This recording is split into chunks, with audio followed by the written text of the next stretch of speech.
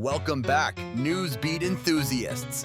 Buckle up, because we're breaking down one of the most consequential, contentious, and downright jaw-dropping political events of the year, the 2024 U.S. presidential election. With Donald Trump reclaiming his seat as the 47th president, the stakes, drama, and aftershocks are huge. Yes, we're going full throttle into what went down, why it mattered, and what comes next. So, grab that coffee, or, if you're like me, something stronger. This is going to be a ride.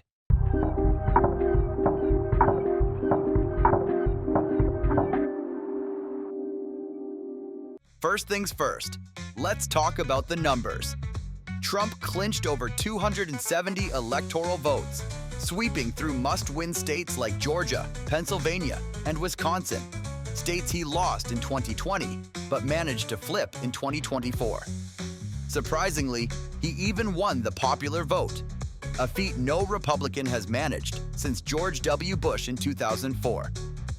Meanwhile, Kamala Harris, the current vice president who made history in 2020 as the first woman of color to hold that office, fell short in her quest to become the first female president, despite a campaign that was meticulously planned and had a massive war chest. It wasn't enough.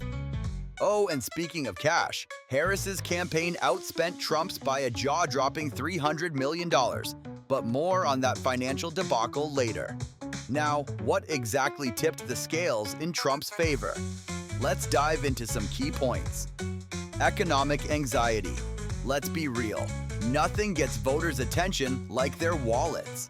According to exit polls, 2/3 of voters labeled the economy as not good or poor, and 45% admitted they were financially worse off than they were 4 years ago. That's not a good look for an incumbent administration trying to hold on to the White House. Trump's repeated claims that he could bring back the American dream struck a chord with many who felt economically sidelined. Voter demographics. The shift among Latino voters, particularly Latino men, was staggering. This demographic swung 33 points toward Trump compared to the last election, illustrating a significant change in voting behavior that Democrats hadn't anticipated. Some political analysts attribute this shift to Trump's emphasis on business-friendly policies and conservative social stances that resonated with culturally traditional voters. Campaign strategy. Despite being outspent, Trump's campaign focused on targeted, ground-level mobilization and relentless messaging on social media. And let's not forget the relentless rallies where he doubled down on a law and order theme mixed with economic hope. Of course, no election night recap is complete without those water cooler moments. Trump's acceptance speech was fiery, defiant, and classic Trump. He took the stage, declared victory with a "We're back," and followed it up with sharp jabs at the fake news media and the deep state. Love him or hate him, the man knows how to command a stage. Meanwhile, the mood at Harris campaign headquarters was reportedly somber, but not without dignity. In her concession speech, Harris thanked her supporters and made a call for unity. "This fight is far from over," she said, eyes locked onto the camera. And who knows, maybe that's a hint at a 2028 comeback. The global response? Well, let's just say it was a mixed bag of cautious optimism and sheer panic. Allies react. Israeli Prime Minister Benjamin Netanyahu was one of the first world leaders to congratulate Trump, emphasizing the strong U.S.-Israel ties that had flourished under his previous administration. The UK expressed hope for continued partnership, while most European leaders released reserved, carefully worded statements. The not-so-friendly faces. And then we have the Kremlin. Russian officials expressed guarded optimism about their new old negotiating partner, suggesting that certain international policies could see a pivot back to the Trump era's favor. You could almost hear the sound of NATO allies collectively sighing in apprehension. Now, what does all this mean for everyday Americans? Here's where things get possibly alarming. Abortion rights. One of the biggest questions looming over Trump's administration is how it will handle abortion laws.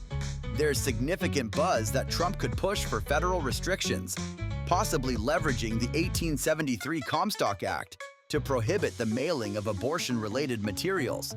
That would set the stage for major legal battles and protests. Immigration policies. Expect a hard turn back to Trump's original playbook.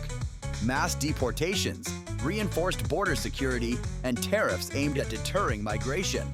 This will undoubtedly spark significant backlash, but may also resonate with his base as a promise kept. Economic reboot or reckoning. Trump's America First rhetoric is poised for a comeback. This includes renegotiating trade deals, imposing tariffs that could upset global markets, and prioritizing U.S. manufacturing. The big question: will this be an economic boost or a strategic blunder? At its core, Trump's win is about more than policies or campaign ads.